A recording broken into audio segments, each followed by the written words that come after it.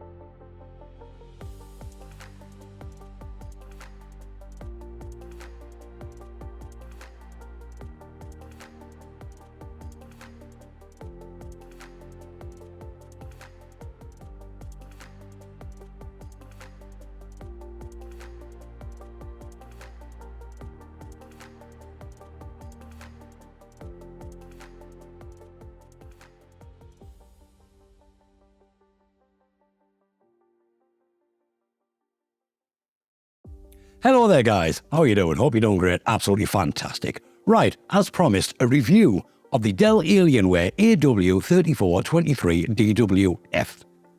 Now, why am I so excited about this monitor? It's quite simple really. It gives me what I like. I love the 21.9 aspect ratio for a start. But it gives me a new technology into the monitor space, which was primarily for TVs, and it's still relatively new in TVs. But that being OLED. Now, in the monitor space, OLED makes a big difference. In fact, no, it makes a huge difference. Because when choosing a monitor, you have to weigh up what you want that monitor for, because you always have to give up something to gain something. So if you want super fast response times, you have to go with a TN. And you're sacrificing them rich colors, that color accuracy, them blacks.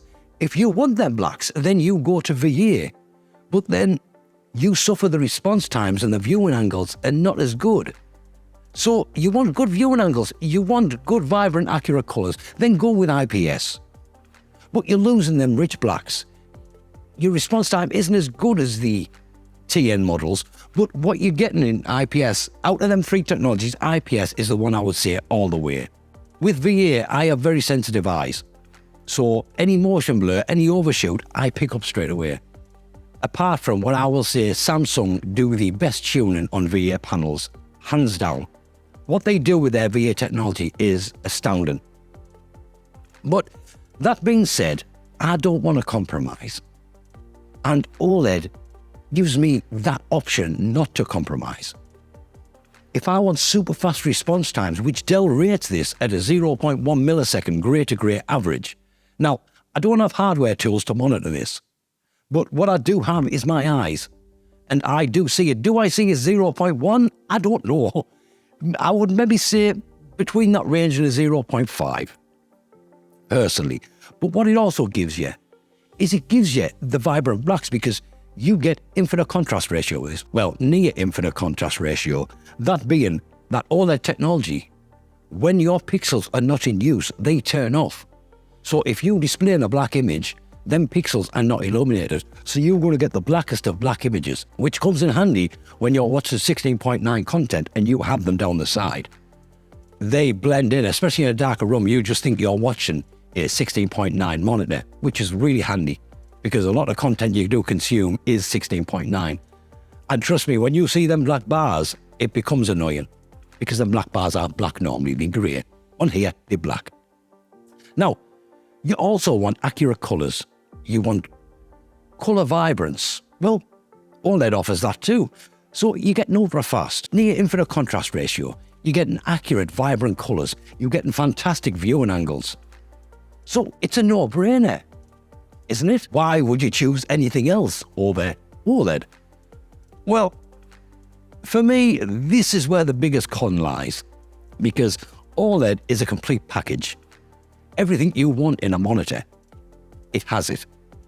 But we do have a downside, which is the risk, and I say the risk, of OLED burning. And believe me when I say OLED burning anxiety is very much real, and I suffer from it.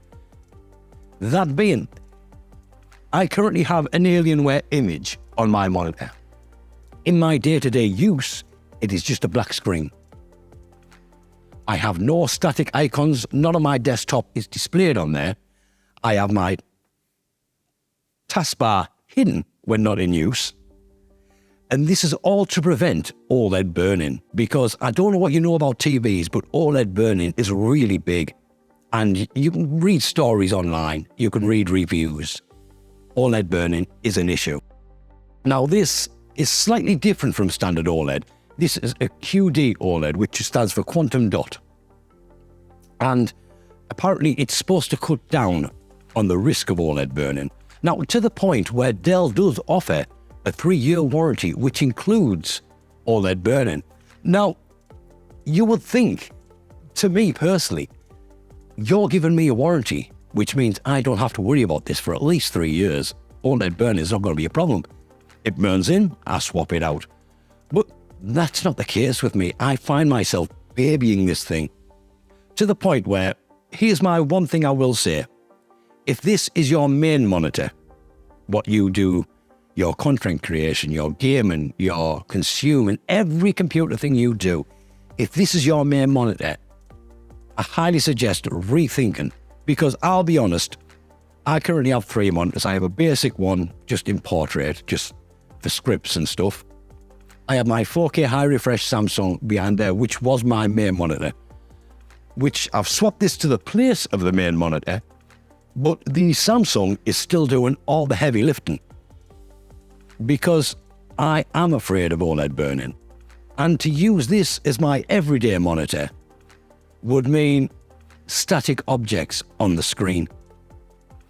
And I know it might sound daft, but I don't want that. I don't want the risk of OLED burn-in, especially considering if this was my only monitor and I got burn-in and had to RMA it, I would then have to buy another monitor anyway to see me through until I get the return. Because DELL aren't renowned for their quick delivery service, are they? So, in reality, you could be without a monitor for up to a month. Heaven forbid, but it could be even longer.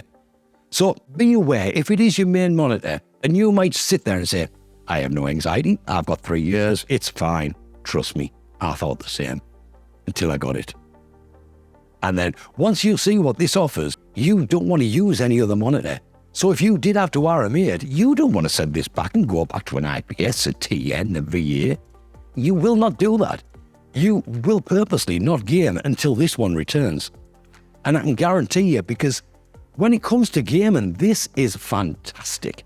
Now, like I said, I've got the Samsung G8, the 4K 144Hz monitor. And that's only around 6 months old. And I swapped it out for this. And that has been relegated to a corner. Now, I haven't gamed on that since I got this over a week ago. So, I cannot go back to that. I suppose if I had to, I would, but I don't have to at the minute. That's because I'm babying it. So, enough about the pros and cons. We know these technologies. If you're watching this video, you know what TN is. You know VA, IPS, and OLED. I'm preaching to the choir, aren't I? So, let's go into other things this thing has. First of all, it has a 3440 by 1440p resolution, which is 21.9, which is that ultra-wide aspect ratio. That's why I like it. Because although I play mainly Call of Duty, I know it's in a bad place. And it's even worse for me because I'm a 6v6 player. But we have Call of Duty is my game of choice. But if I want to sit back with a nice single-player AAA game or an indie game, or something that takes advantage of that screen, then ultra-wide content makes much more sense because it's so much more immersive.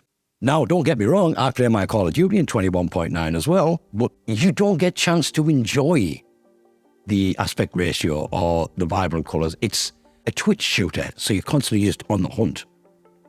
But when you sit back, slow down and play a single-player game and taking in the sights and sounds and everything around you, ultra-wide makes loads of sense.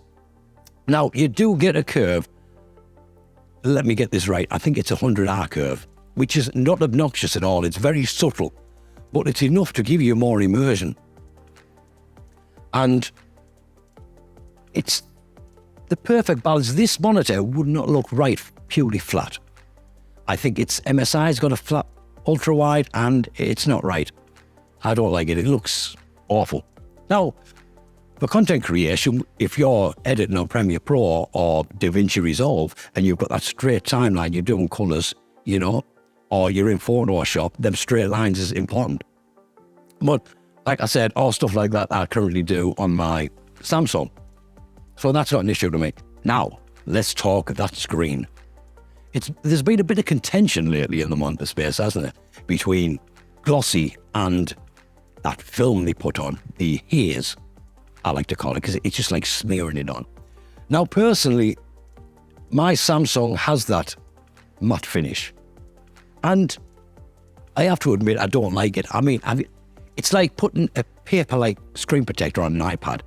You look at it, once the screen lights up behind it, you just see all the textures of it. I don't like it. This, on the other hand, is glossy. Now, I wouldn't say it's a pure gloss because it does diffuse some light. I don't know whether that's down to the curve, but some light is diffused. But primarily, it is a reflection magnet. Is it an issue, though? No. Personally, for me, no. I game with my curtains open through the day, and I have a south-facing window. My monitor is here, my window is there. Reflections are not an issue at all. In fact, I barely notice them. If you're focusing for them and you're really looking for those reflections, you will find them. But for an OLED, this gets unbelievably bright, which I was worried about. In SDR content, it reaches up to about 260 nits. Now, when you push it to that HDR 1000, then the brightness is phenomenal, absolutely phenomenal. So the glossy screen does not bother me. 165 Hz. Now, if that's what you want, but that comes with a caveat. Because if you run 165 Hz, you can only run in 8-bit color. Now, what this has is HDR, which is out of this world. This is a true HDR experience. No blooming, no anything like that. This is per pixel dimming. So you can have a light object and a dark object right next to each other and see the stark contrast between them with no blooming at all. The contrast is second to none, and the HDR takes full advantage of that per pixel dimming. Now, if you want to enjoy that HDR, you want 10-bit color though. Now, here comes the caveat. To get that 10-bit color, you need to lower your refresh rate to 144. Now, I had an issue with this because with my monitor in particular, I don't know how widespread it is, but I only got the option of 60, 100, and 165. There was no 144 option. Now, if I switched down to 100, I could get the 10-bit color. But to go from 165 to 144 is not a problem to me because I gamed 144 anyway. What is a big difference is going down to 100. So what I have to do is essentially underclock the monitor. And I'll show you how I did this. Right, what we need to do, guys, is we need to go into your control panel.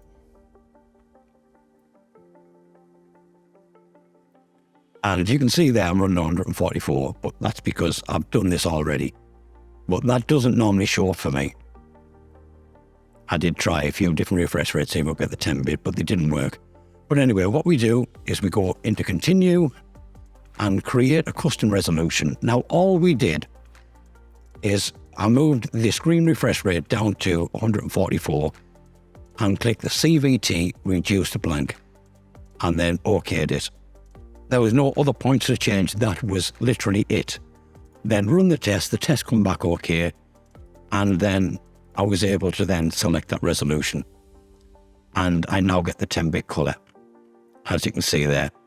So that's all fantastic. If you do run into the same issue, that's literally all you have to do. CVT blank and at 144 Hz, and that fixes that. Now, this is an extra step that shouldn't be needed, but Dell could fix this out with a firmware update, because that's one thing you can do with the F variant. With the DW, there is no firmware updates because you have that G-Sync module. You're paying £1,099 for, in my opinion, a more inferior monitor than their second rendition of it, which retails for £929. Because of that G-Sync module, you cannot get firmware updates on the DW. This does not have a G-Sync Ultimate module. Now, you can say to me, well, I need that, but I've never understood the G-Sync module. Nobody needs it. This is still G-Sync compatible. It has FreeSync Pro. So whether you're Nvidia or AMD, you're absolutely fine. But even further than that, if you're pushing the frames, I always have G-Sync turned off. I have mine on fixed refresh rate all the way. I get no screen tearing, nothing. So to pay that extra for that G-Sync Ultimate module that is handicapping your monitor makes no sense. So for anyone looking between the DW and the DWF and seeing that price and the G-Sync module and think, do you know what, I'm going to go with the DW. Trust me, that would be the biggest mistake you've ever made. It really would. Because this offers more than the DW. This has more HDR modes. This has upgradable firmware. And this has a price reduction. That is the most important thing. When you look at the competition in the OLED space for gaming monitors, this is a no-brainer all the way. You've got the Samsung Odyssey G8 and that is essentially this monitor. It's the same panel. Samsung make this panel, but let DELL put it on their monitor first before they release one. Don't ask, I don't know. They managed to run theirs at 175 Hz, the same as the DW version, but why? It's 10 frames different. That's all it is. 10 Hz. That's all it is. A bit of a difference. But as far as I'm aware, the G8 OLED can run 175 at 10-bit. Now that would have been a clincher for me. But where Samsung went wrong in my eyes is they've integrated TV features into a monitor. Nobody asked for that. Yes, you get people nowadays switching their TVs out to use as monitors because of the high refresh rate OLED, such as the C2 from LG. But nobody wants TVs in their monitors, especially considering they've released a 21.9 ultra-wide and give it a 16.9 TV module. It makes no sense at all. Absolutely no sense. And what they want for this monitor is £1,299, which is over £350 more than this one. Now, that £350, if you don't have a graphic card to drive this monitor, that £350 saving could go towards a new graphic card to drive it. So you're essentially getting two upgrades for the price of one monitor. Now, doesn't that make sense? It does. Then we have the LG UltraGear 27GR95QE-B. Monitors. Why can't they call it the LG UltraGear OLED 1? It's simple. It rolls off the tongue. It tells you what it is. But monitor names baffle me. But that's where we are. I'm not going into a rant with them. And that is the standard 16.9 aspect ratio. And the compelling part about this monitor is it's OLED, it's WOLED, and it has a 240 Hz response rate, which is great if you're more of a competitive gamer who wants to move onto OLED. But like I said at the start of this, I got this monitor because of the 21.9 aspect ratio. I don't want 16.9. Even if for nothing else, an ultra-wide looks absolutely epic on your desk and makes any setup look more premium, in my opinion. But another drawback of the LG is the brightness and that screen coating. A lot of the benefits OLED gives you, LG have spoiled by putting that matte coating on, or semi-matte, whatever they call it. Personally, if you look at the reviews for it, you'll see. I've never had hands-on with it, so I cannot say if it's a good monitor or a bad monitor. I wouldn't have got that one anyway because I don't want a 16.9 OLED.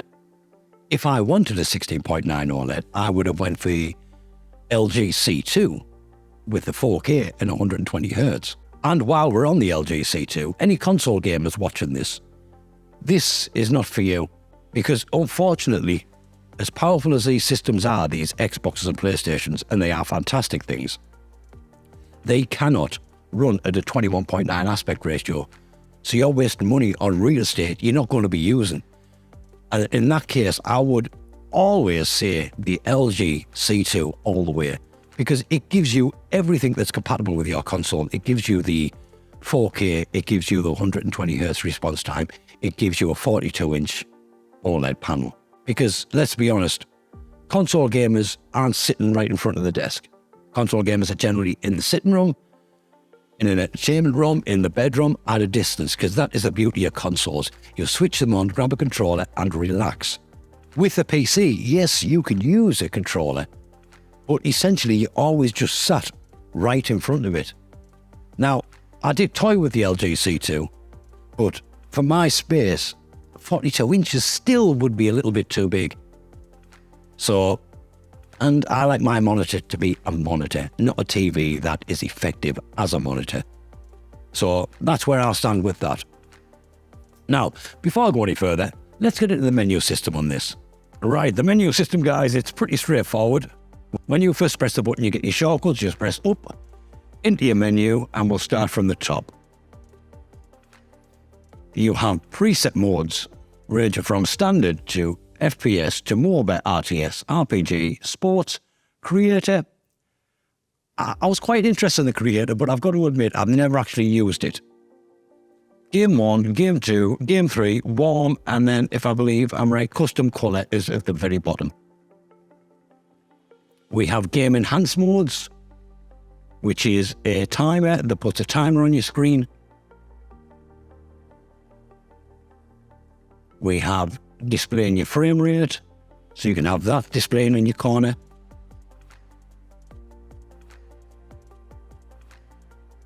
Or you can have display alignment. I just leave all them off. We have a dark stabilizer, which I'm in HDR, so I've never actually used. Console mode, which gives us an option of colour, gamma, and source tone map. Alien vision. Now, this is something I've been asked about. Let me load up a game. Now, while this is just a private match, we'll go into these. We will try the Alien Vision. And what this is, just a couple of enhancements on the centre of your screen. We have a night, which just brightens up this centre area. Never use it. Clear, so pin sharp right in the centre. Chroma gives you that false hint signature map. Let's try firing the gun, see if that. No. And this is the one I was asked for mainly, the crosshair.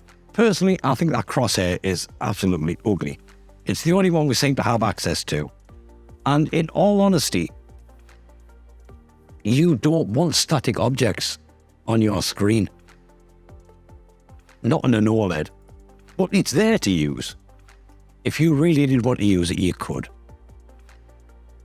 But me personally, I never use any of these. I leave them all off. We have hue and saturation, which are knocked out because I'm using HDR mode. And you can reset it all back to the factory reset. Brightness and contrast, I have the brightness currently at 100% and the contrast to 75. But normally, guys, I run the brightness on 75 as well. And maybe drop the contrast by another 5. Input source, like I said, we've got one HDMI 2.0 and 2 DisplayPort 1.4s. FX lighting, that's your logo on the back, and the 34, and also the power button. Display, the aspect ratio, the color impact format, which you have the YCBCR, which you're not going to use because it's a computer to monitor your sharpness, which is too high. That should be set on 60 for me. And the smart HDR mode. So we do have a variety of them compared to the DW model. We now have desktop, movie HDR, game HDR, custom I've never played with, true black, and Peak 1000. Or you can turn it off. And again, you can reset all that. We do have picture in picture and picture by picture. So essentially, if you do want a console game on this, you can hook your Xbox or PlayStation up to one side and have the PC or MacBook running on the other. Or a little box of one of them overlaying your main one.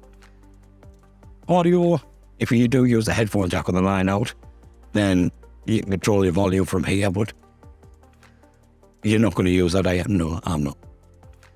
Your menu, how transparent do you want the menu, how long do you want it to stay on the screen, and in what language. Now, them shortcuts, when you first press the menu, this is where you can access what you want on them. And others is just your display info, service tag, and this is where you find your panel refresh and your pixel refresh, and turn your auto model off. Now, as you'll see, the menu system's pretty much basic. You are missing the response time. That's because we don't need it. OLED does not need a response time. You do not need an overdrive setting because it's essentially instant. And that is one of the best things about this thing. Input lag is very low. The response time is very fast.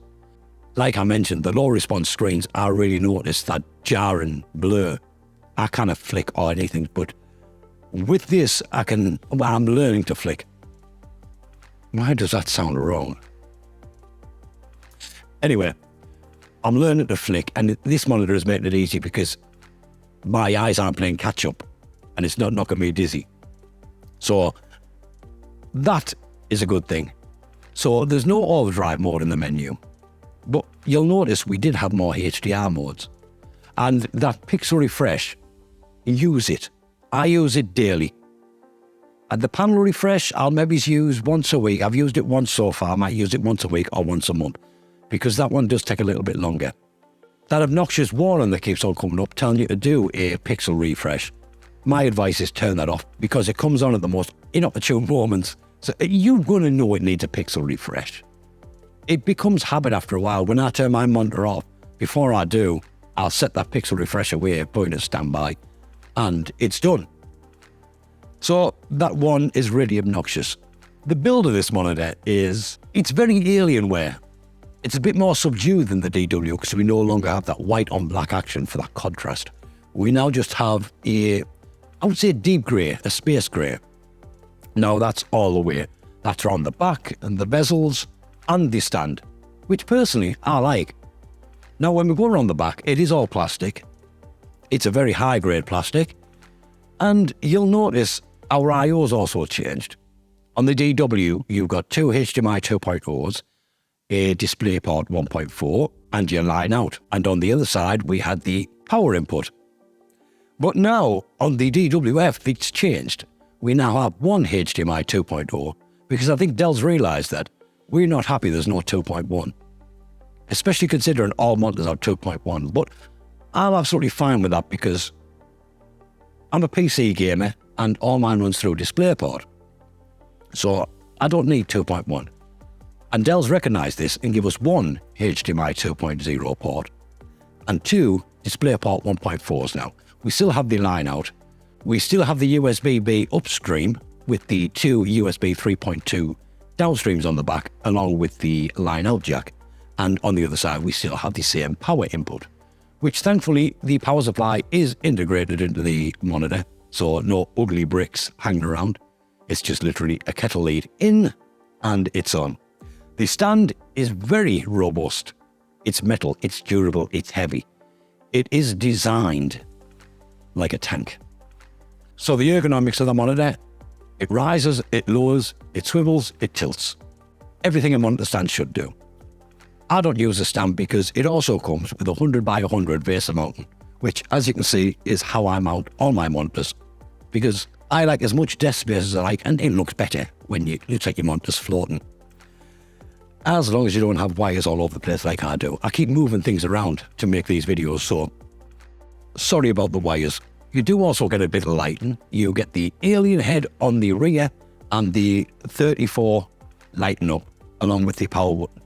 Now, unfortunately, one thing I liked about Alienware is because around the stand area, you used to get lighting, and right in the center where the joystick is, you used to get lighting there. That's gone on this model.